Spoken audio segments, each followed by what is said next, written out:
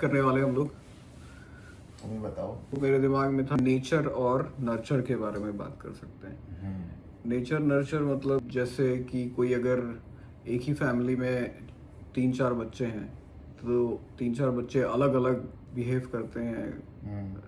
कोई बहुत स्मार्ट होता है, कोई उतना स्मार्ट नहीं होता है।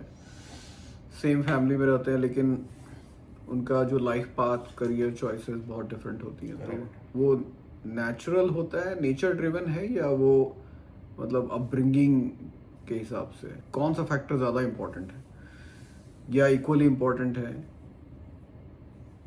अब उसको तुम एक्स्ट्रापोलेट करके वहाँ तक ले जा सकते हो कि जितने लोग इवेंचुअली क्रिमिनल्स या बन जाते हैं वो क्या नेचुरली क्रिमिनल, बॉर्न क्रिमिनल होते हैं, या वो कॉन्टेक्स्ट और जो उनकी अपब्रिंगिंग होती है उसके कारण होते हैं। बट फिर उसमें बहुत सारे वाइट कॉलर क्राइम भी होते हैं, तो आप ये नहीं बोल सकते हो कि इट्स जस्ट अबाउट अपब्रिंगिंग। कुछ नेचुरल चीज़ें भी हैं क्योंकि क्रिमिनल भी अलग अलग टाइप के होते हैं। उसी तरीके से क्रिमिनल को छोड़ दो तो जो लोग सक्सेसफुल डॉक्टर्स, इंजीनियर्स होते हैं वो नेचुरली सक्सेसफुल होते हैं, या उसमें वो जेनेटिकली होता है, या वो इनकलकेट किया जा सकता है, इंक्लूडिंग ये इसमें ना विद्वानों में मतभेद हैं। दोनों ही तरीके के स्कूल ऑफ थॉट हैं यहाँ पर। ऐसे भी एक्सपेरिमेंट किए गए जिसमें कि एक माता पिता ने अपने बच्चों को चेस का ग्रैंड मास्टर बनाया just by changing the environment. ये तुम पोलगर के बारे में बात कर रहे हो? हाँ, मैंने किसी बुक में पढ़ा है, मुझे वही है जुडिथ पोलगर। हाँ, उसके डैड ने उसको शुरू से हाँ। तो वो भी एक एक्सपेरिमेंट है।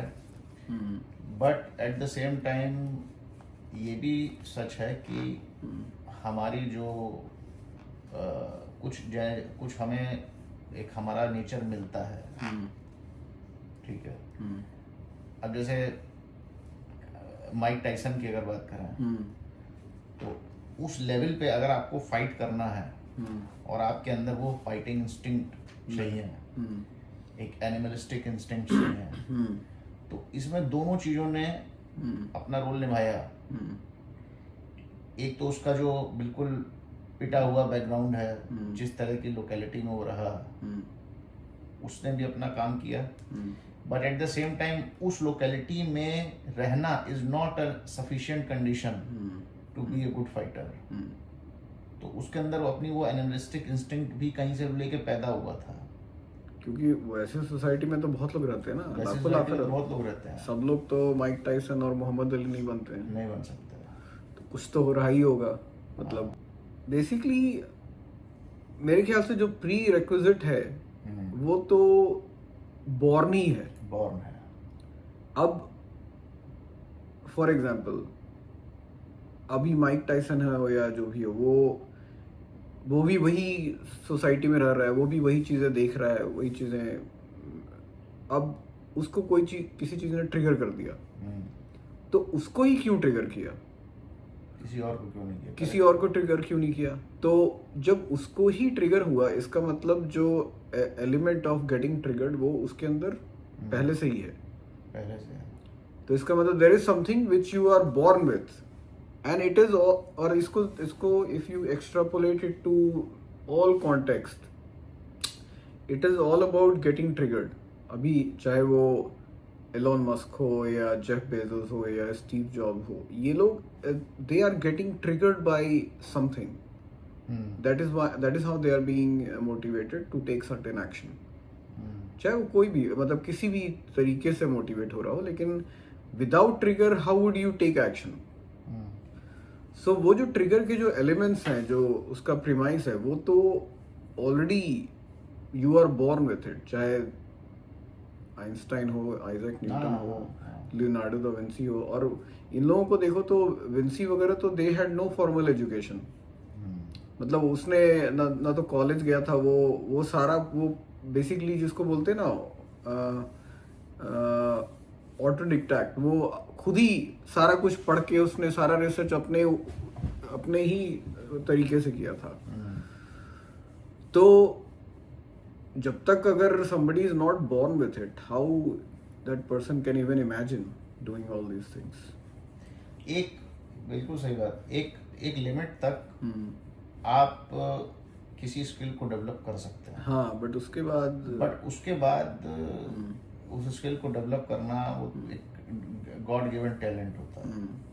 मतलब इंटरेस्ट तो डेफिनेटली गिवन है, बॉर्न है। मतलब यू कैनॉट बी, आप किसी जबरदस्ती किसी को किसी चीज में इंटरेस्टेड नहीं कर सकते हो। नहीं कर सकते। ये इस तरीके से कि मुझे आम खाना पसंद है, तो मैं किसी के बोलने से ऑरेंज खाना पसंद नहीं कर सकता हूँ।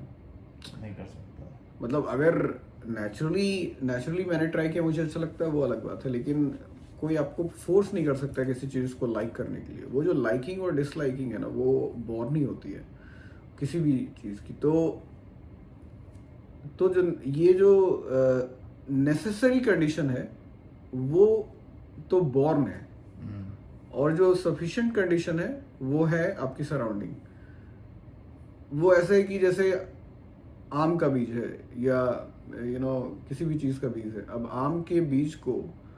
आम का बीज तो सब सिमिलर ही होते हैं मोर और लेस। मतलब आम का बीज सिमिलर है दूसरे आम के बीज से, लेकिन डिफरेंट है नारंगी और उनके बीज से। तो उसकी अपनी क्वालिटी है, वो तो गिवन है, और उसको आप बो दो, उसको आप अच्छे उसमें खाद वाद दो, तो फिर वो एक अच्छा आम का पेड़ बन सकता है। तो ये दोनों कंडीशंस होनी चाहिए, लेकिन जो पहला कंडीशन है वो कि you need to be born with it. That is how what I think. Even all discussions about people who are genius or who are smart, there is a, when you say born with it, इसका मतलब क्या है होता है? मतलब how do you explain born with it? What is it that they are born with it? मतलब आपकी जो physical body है, of which brain is a part, मतलब you have a certain wiring of brain that you are born with it. वो बोलने का मतलब है when you are born with it. और आपका जो ब्रेन है वो चीज़ों को अलग तरीके से इंटरप्रेट करता है या मोर एडवांस वे में इंटरप्रेट करता है। तो वो you can say that is given और that you are born with. और बाकी जैसे ही आपको एक सर्टेन कंड्यूसिव एनवायरनमेंट मिलता है तो ब्रेन अपने हिसाब से उसको प्रोसेस करता है। वो किसी आदमी के लिए काफ़ी वो प्रोडक्टिव हो सकता है। इट इज़ लाइक आपका सेंसर आपको दिया हुआ है, वो काफ़ी एडवांस सेंसर के साथ आया हो, physical sensor.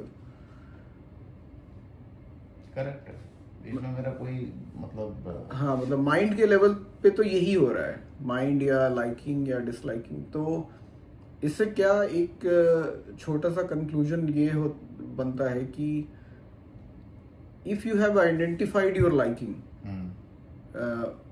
Even at a school level, college level, even I mean हमारा तो थोड़ा सा अलग एनवायरनमेंट था। मतलब we were mostly compelled to do, because वहाँ पे मीन्स नहीं है। और लेकिन जहाँ पे भी पॉसिबिलिटी है कि if you find your liking then you identify it and then you put yourself in that context जहाँ पे कि आप उस लाइकिंग को ग्रो कर सकते हो।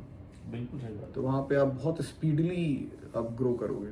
एक्चुअली ये एक बार याद है हम लोग डिस्कस कर रहे थे, this is the one of the fundamental questions कि हमारी लाइकिंग क्या है, हम किस चीज में अनकॉन्शियसली कॉम्पिटेंट हैं।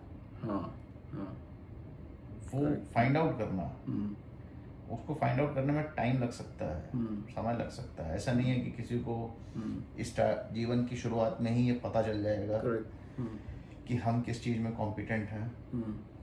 मगर इसकी जो सर्च है वो जिंदगी भर चलती रहनी चाहिए। हो सकता है आपको 20 साल में भी नहीं पता चले, 30 में भी नहीं पता चले, 40 में भी नहीं पता चले, बट वो सर्च कभी बंद नहीं होनी चाहिए। क्योंकि आपको जिस दिन वो चीज मिल जाएगी उसके बाद पूरी जिंदगी का सेटिस्फेक्शन आपको 1 साल में मिल सकता है, 4 दिन में मिल सकता है, 10 दिन में मिल सकता है। तो वो इतनी वैल्यूएबल चीज है। और भगवत गीता में तो इस पे बिल्कुल एक बहुत बड़ा व्याख्यान भगवान ने दिया है, जो सारा, जैसे गीता को जब लोग पढ़ते हैं प्राइमा फेसी, तो वो मैसेज ड्रॉ करते हैं कि ये तो एक युद्ध का संदेश है, कि अर्जुन को युद्ध करने के लिए बोला, और वो इससे ये इंटरप्रेट करते हैं कि मुझे भी हमेशा कन्फ्रंटेशन के मार्ग पे चलना है, युद्ध करना है, उसके बी कोर मैसेज को भूल जाते हैं। गीता अगर अर्जुन से बोली गई तो वो इसलिए नहीं बोली गई कि वो एक ऐसा मैसेज था जो हर किसी पे ट्रू बैठेगा, वो अर्जुन के लिए था। गीता जो है वो एक प्रिस्क्रिप्शन है उस टाइप के लोगों के लिए, ठीक है। उसको आपको एक्स्ट्रापोलेट करना पड़ेगा कि दूसरे टाइप के लोगों के लिए क्या करना है। और ऐसा इसको ना, वैसे मतलब क्योंकि हम लोग को स्टोरीज बड़ी जल्दी याद हो जाती हैं, तो हमने कृष्ण और अर्जुन के वार्तालाप को एक स्टोरी की तरह सुन लिया, बट उसमें जो फाइन प्रिंट है, वो जब बात करते हैं स्वधर्म की, वो बहुत बहुत ज़्यादा क्रिटिकल चीज़ है, बहुत ही ज़्यादा क्रिटिकल चीज़ है। उसके बिना आपको ज़िंदगी में सुकून नहीं मिलेगा, सुकून भी नहीं मिलेगा, आप किसी भी तरह का कोई जो है निष्काम कर्म भी पॉसिबल नहीं है। और जो वर्ण व्यवस्था है, जिसमें ब्राह्मण, क्षत्रिय, शूद्र और बनिया है, वो वर्ण व्यवस्था भी इसीलिए बनाई गई है क्योंकि सबका अलग अलग इंटरेस्ट है, ठीक है। आप आइंस्टाइन को बोलेंगे कि तुम एक क्यों निकोला टेस्ला और एडिसन के बीच में नहीं बनी, सोचने वाली बात है। हम जब उसको पढ़ते हैं तो हमको जब इतना समझ आता है, अच्छा एडिसन बुरा आदमी था और निकोला टेस्ला अच्छा आदमी था। नहीं, ऐसा नहीं है। एडिसन था, निकोला टेस्ला था। टेस्ला का स्वधर्म कुछ और था, वो सिर्फ और सिर्फ नॉलेज के और रिसर्च के परस्यूट को ही परस्यूट मानता था। बिजनेस से कोई वो बिजनेस को एक क्षुद्र बिजनेसमैन समझता था। जब आप एडिसन को देखते हैं तो एडिसन वाज ए बिजनेसमैन, और वो भी उतना ही इंपॉर्टेंट है जितना टेस्ला था। सही बात। जैसे स्टीव जॉब्स के कई लोग जो आलोचक हैं वो बोलते हैं कि यार उसने खुद क्या बनाया। स्टीव जॉब्स जितने बड़े प्रेजेंटर बन पाओगे, उसका जो लोगों की नब्ज पकड़ने का जो वो तो एक ऑर्केस्ट्रा चला रहा था, वो स्टीव वॉजनियाक के पास नहीं थी। तो सबका स्वधर्म अलग है, सबका अपना रोल है, सबका स्वधर्म अलग है। उनको उसी चीज में, अब अगर हम टेस्ला को देखें तो टेस्ला का एक होटल में गुमनामी की जिंदगी मर जाना उसको बड़ा ओके है, उसके लिए कुछ फर्क नहीं पड़ा उसको। मगर उसका एडिसन के साथ काम करना, जो कि एक बिजनेसमैन है, वो उसको एक्सेप्टेबल नहीं है। इनफैक्ट एडिसन और निकोला टेस्ला ने नोबेल प्राइज शेयर करने से एक दूसरे के साथ मना कर दिया था। मतलब उनको नोबेल प्राइज ज्वाइंटली दिया गया था किसी चीज के लिए, याद नहीं है मुझे। तो उन्होंने बोला कि भाई हम we can not share prize with each other.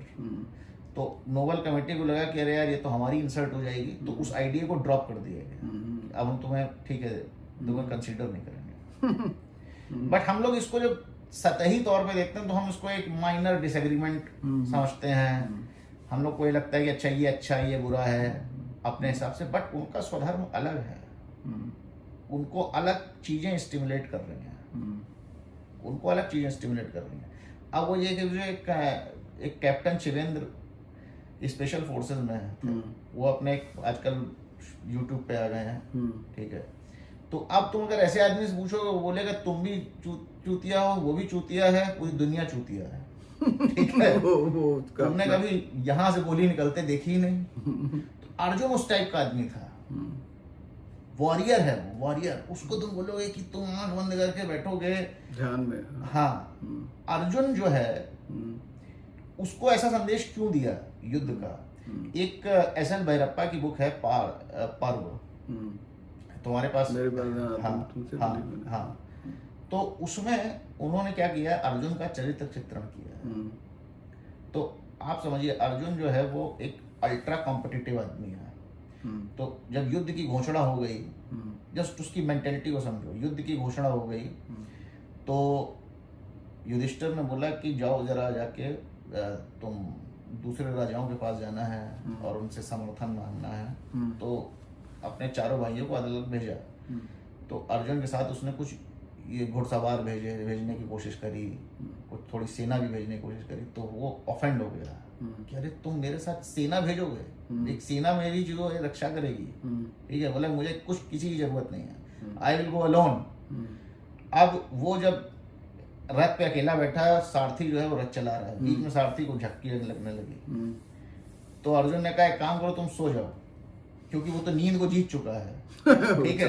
उसका नाम, हाँ, उसका नाम जो है वो नींद को जितेंद्रिय, हाँ, गुड़ा एक उसका कोई नाम है, हाँ, कि वो नींद को जीत चुका है। तो वो रथ चलाने लगा। उस सारथी बोला कि मुझे he is simply not dependent on anyone. फिर सारथी को थोड़ी जिज्ञासा हुई कि मैंने सुना है आप जो है क्या कहते हैं, एक जो है आप शब्द भेदी बाण चला लेते हैं ये। तो अर्जुन ने उसको बोला कि अच्छा ठीक है, तुम्हें मेरा कौशल देखना है तो चलो ठीक है, मैं दिखाता हूँ तुम्हें। उसने एक हिरन का कुछ आहट सुनी, ठीक है, और उसने चलाया और उसको बोला कि जाओ इतने फुट यहाँ से इतनी जगह पे एग्जैक्ट कोऑर्डिनेट बता दिए कि वहां पर वो मरा पड़ा है, उसको उठा के ले आओ, ठीक है। सो ये है Arjun, ultra competitive, ultra focused, ultra मतलब वो एक शोमैन है, वो एक शोमैन है। उसको दुनिया के सबसे बड़े युद्ध में उसका एक पैरेलल अगर ड्रॉ किया जा सकता है तो अखिलीस के साथ किया जा सकता है, ठीक है। उसको एक सबसे बड़े युद्ध में सबसे बड़े स्टेज पर अपने को जो है सर्वश्रेष्ठ धनुर्धर प्रूव करना है। तो देखो वो सर्वश्रेष्ठ धनुर्धर बनना उसके लिए कितना इंपॉर्टेंट था कि उसने अपने गुरु से बोला कि यार तुम तो कह रहे थे कि मैं मतलब उसका जो कॉन्फिडेंस लेवल देखो, उसने अपने गुरु को चैलेंज किया कि अगर मैं सर्वश्रेष्ठ धनुर्धर नहीं हूं, तुम मुझे नहीं बना पाए सर्वश्रेष्ठ, तो तुम किसी को नहीं बना पाओगे। You are not capable. I am the most talented. हाँ, this is अर्जुन। और इसीलिए वो जब अपना सारथी बनाने के लिए गया तो उसने अगर तुम उस आदमी की मेंटेलिटी को समझो, उसको छोटा मोटा आदमी उसका सारथी बनेगा। जिस सारथी को उसको युधिष्ठिर ने उसके साथ भेजा था, उसको उसने रथ में सुला दिया।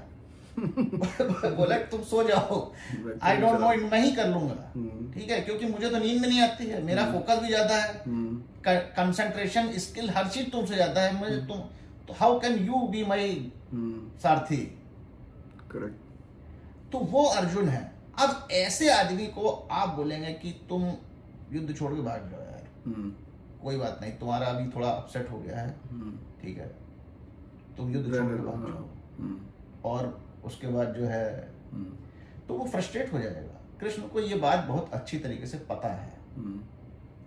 गीता जो है वो स्वधर्म को ही अपनाने का संदेश है। हमको भी वो चीज सोचनी है कि क्या है मेरा स्वधर्म, मुझे वही करना है, उसी को करने में मुझे जो है और प्रकृति के हिसाब से भी वो बहुत ही ऑप्टिमाइज्ड स्टेट है। मतलब अभी शेर है, कार्निवोरस है, प्रकृति के हिसाब से कार्निवोरस ही है वो। उसका जो काम है हर्बीवोर्स को खाना, उसके लिए वही ऑप्टिमाइज्ड स्टेट ऑफ बीइंग है। तो आप जब अपने स्वधर्म में होते हो तो आप इवन नेचर के हिसाब से अपने ऑप्टिमाइज्ड स्टेट में होते हो। Yes. So there is no friction. कोई बता रहा था कुछ एक कोई कॉन्सेप्ट इमोशनल लेबर का। तो हमारा जो इमोशनल लेबर जो स्पेंड होता है, लेबर मतलब आज की डेट में तो मोस्टली लोग वाइट कॉलर जॉब में है, तो वो मतलब हमारे जो लीग में है वो तो वाइट कॉलर जॉब में, तो हमारा फिजिकल लेबर मिनिमल है और इमोशनल लेबर मैक्सिमम है जब हम कुछ भी जॉब कर रहे हैं। तो इमोशनल लेबर क्या है? ये एक फ्रिक्शन से आता है इमोशनल लेबर, या डिसीजन, आप बहुत सारे डिसीजंस ले रहे हो, या आप उस सिचुएशन में हो जहाँ पे बहुत ज़्यादा फ्रिक्शन है, तो आपका इमोशनल लेवल बहुत हाई हो जाएगा। या आप किसी ऐसे ऑफिस में हो जहाँ पे पॉलिटिक्स ज़्यादा है, तो आपका इमोशनल लेवल इमोशनल लेबर बहुत ज़्यादा होगा.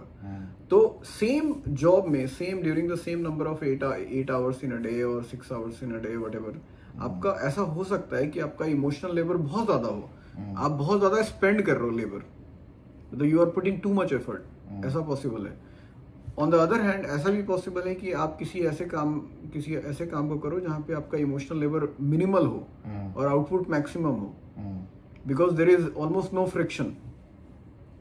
तो वो जो less emotional labour minimal friction वाला जो स्टेट होता है वो उसी में हो सकता है जो कि आप अपने स्वधर्म को करते समय कर सकते हो. और यही एक नेचुरल वे ऑफ बीइंग भी है. जो राइटर है उसके लिए राइटिंग ही उसका नेचुरल वो है, स्टेट है. जो स्पीकर है, जो वक्ता है, उसका वही है. जो टीचर है, जो कोच है, उसको वही काम करना चाहिए, कोचिंग देना चाहिए. उसका वो नेचुरल स्टेट ऑफ बीइंग है. तो वो कोई काम नहीं कर रहा है, वो मतलब ही इज, दैट्स इट. कोई फ्रिक्शन नहीं है वहां पे. जिसको क्रिकेट खेलना है, जिसको फुटबॉल खेलना है, उसको वही है. मतलब वो उसके लिए कोई एफर्ट नहीं है, एफर्टलेस है वो. लेकिन वो आपको ढूंढना है पहले तो, फिर उसमें अपनी स्किल्स को होन करना है और फिर वही करना है जितना ज्यादा पॉसिबल हो. उसको ढूंढना बहुत जरूरी है. और ओशो इसको ढूंढने की टेक्निक भी बताते हैं.